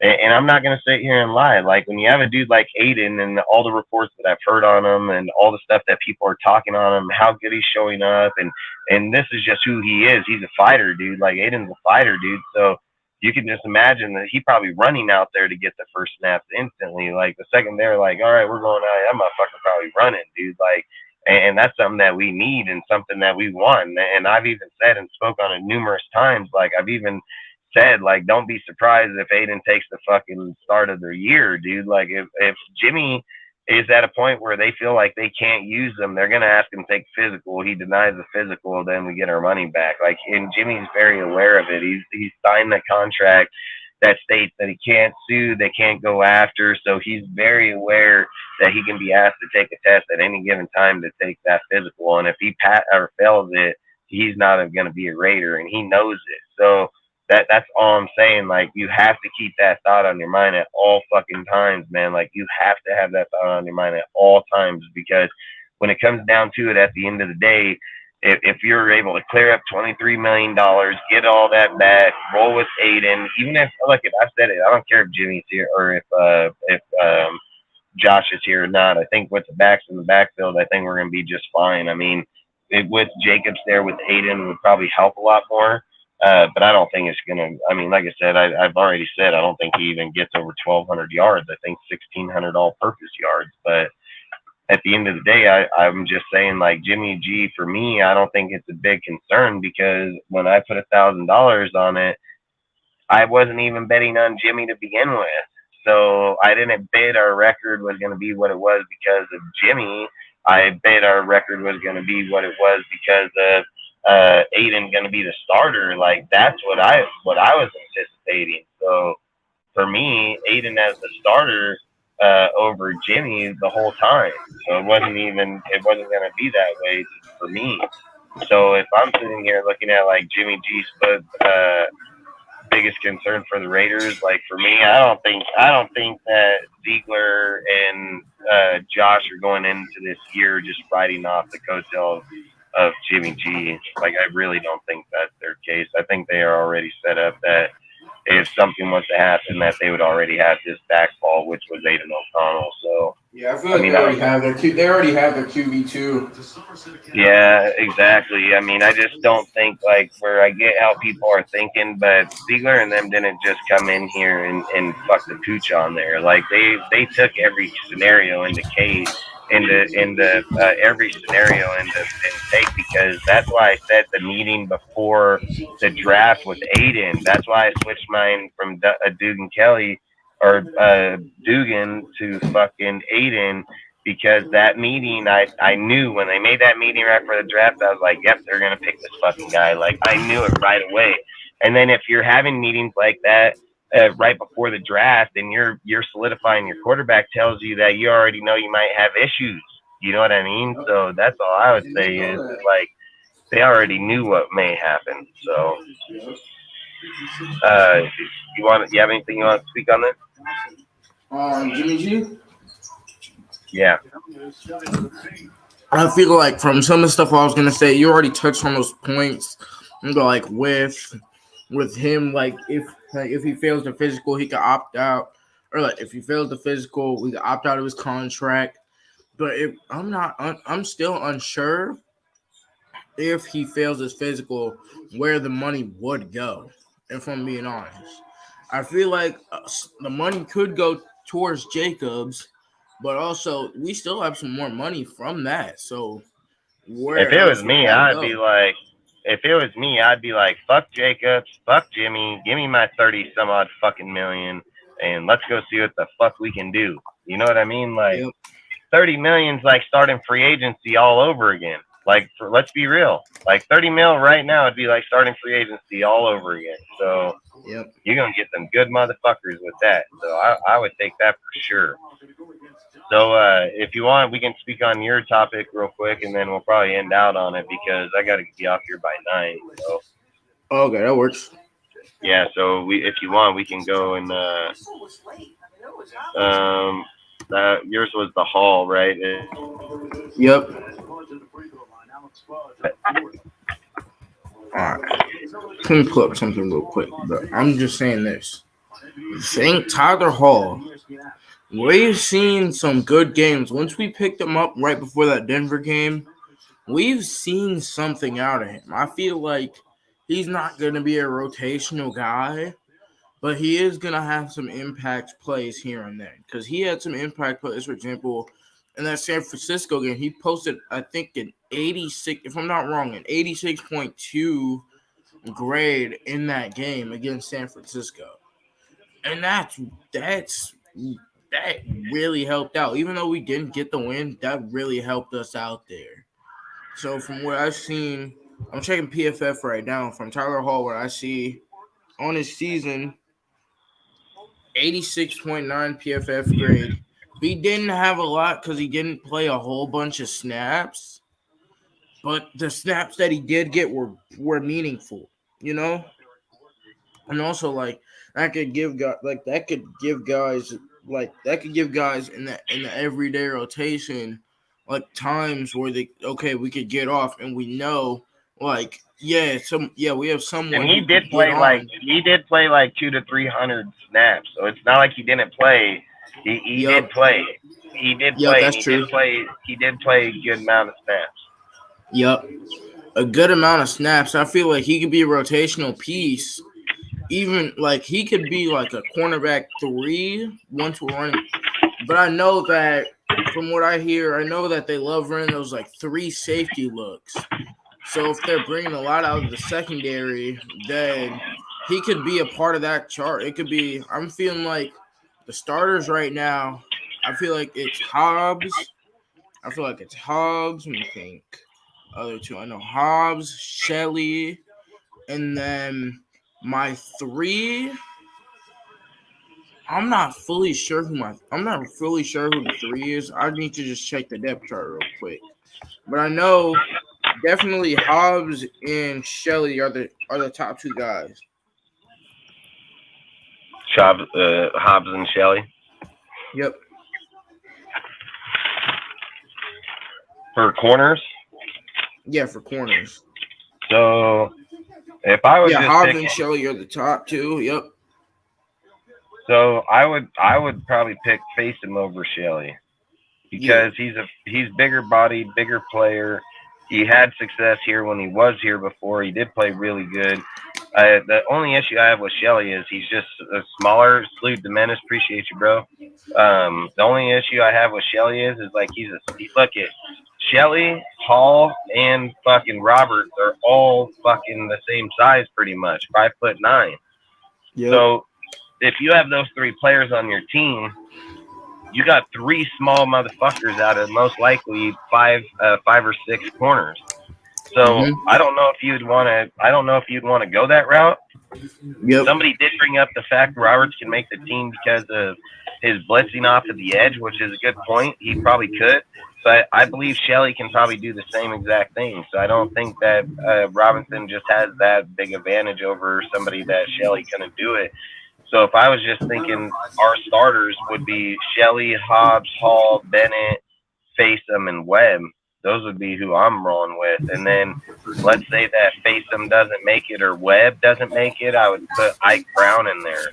So if one of those two guys don't make it, I would say Ike Brown makes it. So outside of that, that's kind of where I would see our deal. And Cosby can be another guy that can make it, dude. He plays safety / slot corner, dude. So I mean, like I've said, my perfect lineup would be Nate Hobbs and Hall together because they would be the slot. Then Bennett and Webb together, Facem and Shelley together. And then if Facem doesn't make it, it would be Brown and Shelley. And if Webb didn't make it, it would be Brown and Bennett.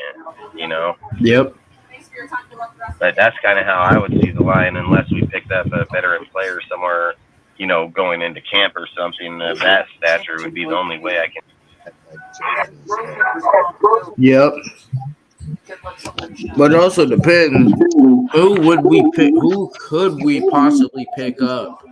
Who could we possibly pick up once we make our 90 to 53 cut? Who out of the cornerback? Also, what I was just gonna say, who out of the cornerback room is gonna be gone by the time that we make our cuts from 90 to 53? Because unlike how it was the past years, it was like, I think it was 90 to 85, 85 to 75, 75 to 60. Or no, I think it was 75 to 53. Now it's just 90 to 53. You got to get your cuts. I'm thinking by week, somewhat around the preseason. I'm just gonna do my research real quick, but I'm thinking it's somewhat in the preseason like it was last year. Yep. So what I'm hearing right now, it's an August 29th deadline. So that would be, let me check our schedule right now. Let's check this.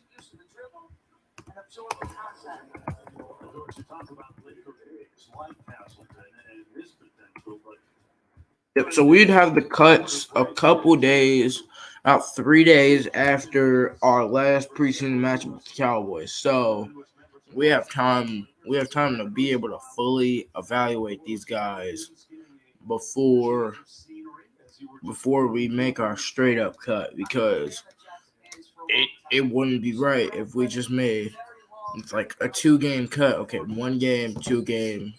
Okay, you're gone. We already have to go to 53. We could be able to fully evaluate these guys, and there will be a handful of surprise cuts. Trust me. Expect a handful of guys on our depth chart to be cut. I have like a handful of guys that I feel that could be getting cut. I'm just gonna list off like a handful of guys. I don't think all these guys are gonna get cut, but I'd say a handful. I'd say from what I see, out of what I'm checking right now, I feel like a Meek could possibly. I don't want to see a Meek getting cut, but I feel like he can. If it comes down to that, he can. I feel like another one who could possibly be cut. We haven't heard a lot from Chris Lacey could possibly be cut.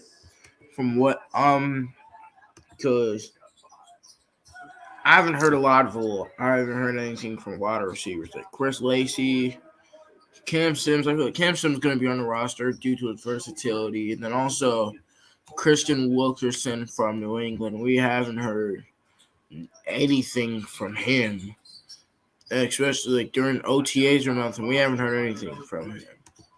Also, another handful of guys we haven't heard from. We haven't heard from like. Let me see after this. We've heard a bit from DJ Tucker.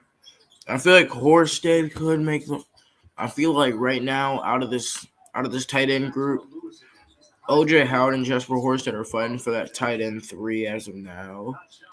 So that would definitely be one of the main camp battles that I see. But real quick, just to list off, there's a few camp battles that I'm thinking would be possible for just any sort of position.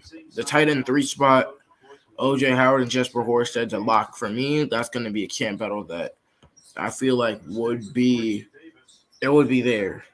Another camp battle I see possibly could be another camp battle I'd say could be maybe. I'm thinking probably Keelan Cole. Keelan Cole would possibly he would have to fight for his spot because right now in the depth chart he's listed at the wide receiver 5 behind Adams, Myers, Renfro, and Carter. So he's gonna have to fight for his spot. And then you have guys breathing down his neck, like you have Trey Tucker at the 6, Dorsett at the 7, Cam Sims at the 8, and then DJ Turner, and then also you got Chris Lacey and Christian Wilkerson, which I feel like one of those two, if not both, out of Chris Lacey and Christian Wilkerson will get cut. But as of now, I think that Keelan Cole is gonna have to fight for a spot.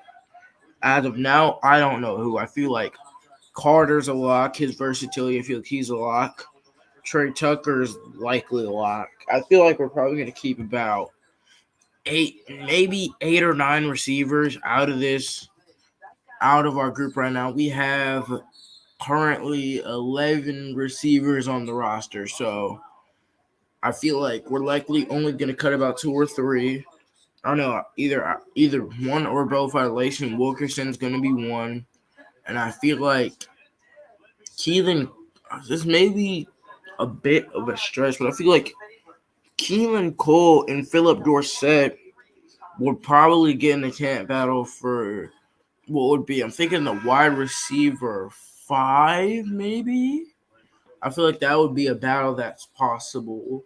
Another one that I feel is possible is a young battle. It's going to be a young battle between O'Connell and Garbers. I know O'Connell possibly already has a job, but even though O'Connell somewhat, I guess, has the job on lock right now, Chase Garbers had all of last year just to be able to learn from guys, like learning from Stidham when he had the time, learning from Carr, learning from McDaniels. He was able to learn under these guys and also get like a little bit of time with them over like OTAs and training camp to be able to test out the weapons in this Raider offense and see what you need to have in this offense to be able to succeed.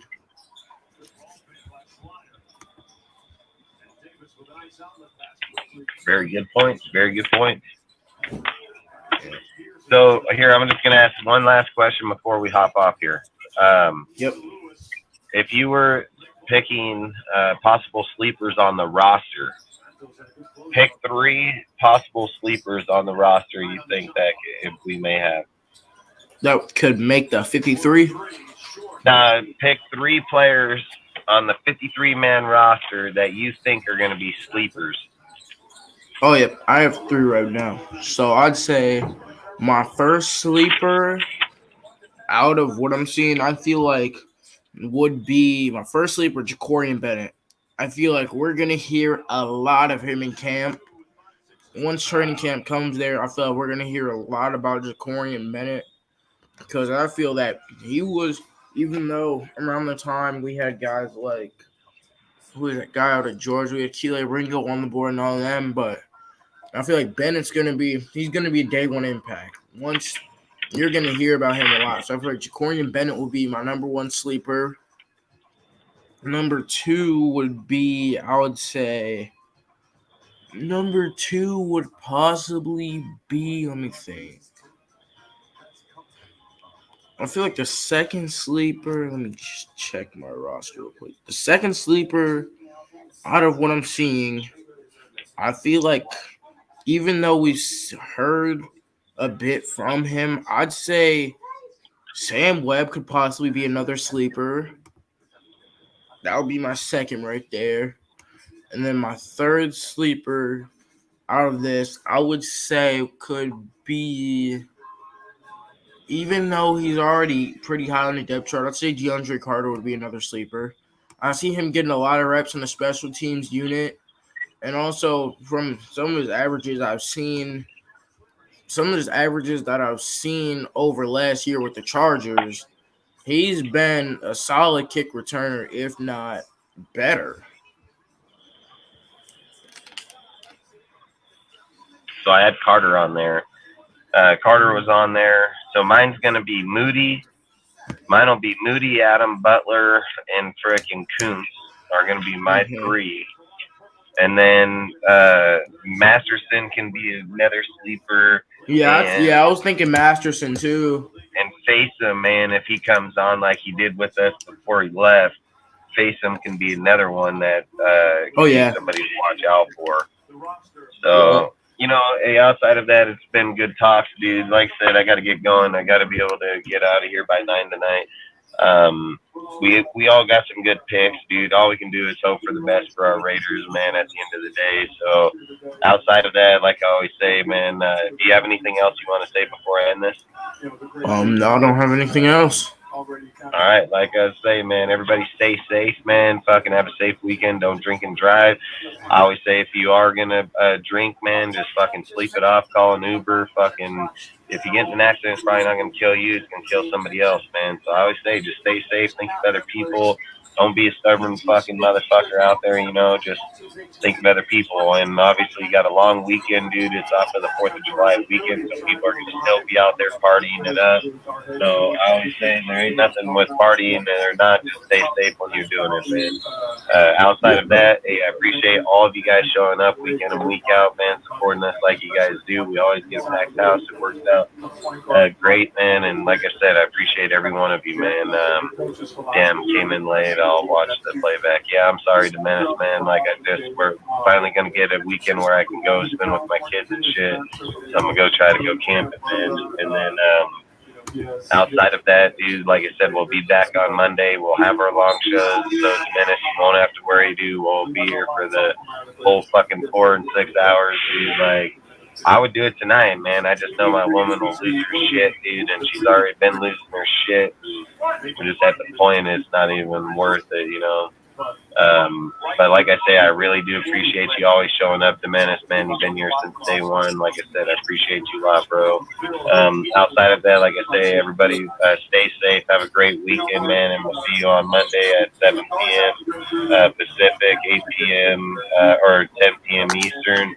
Until then, peace out, Raider Nation. And so I think to go out.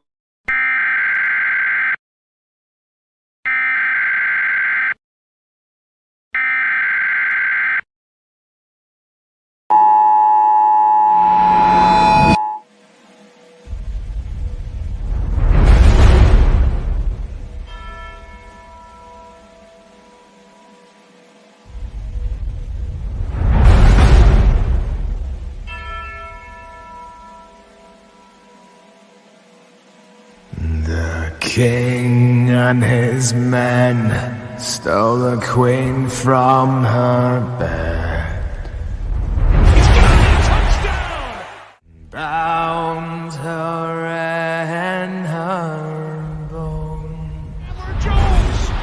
The seas be ours, and by the powers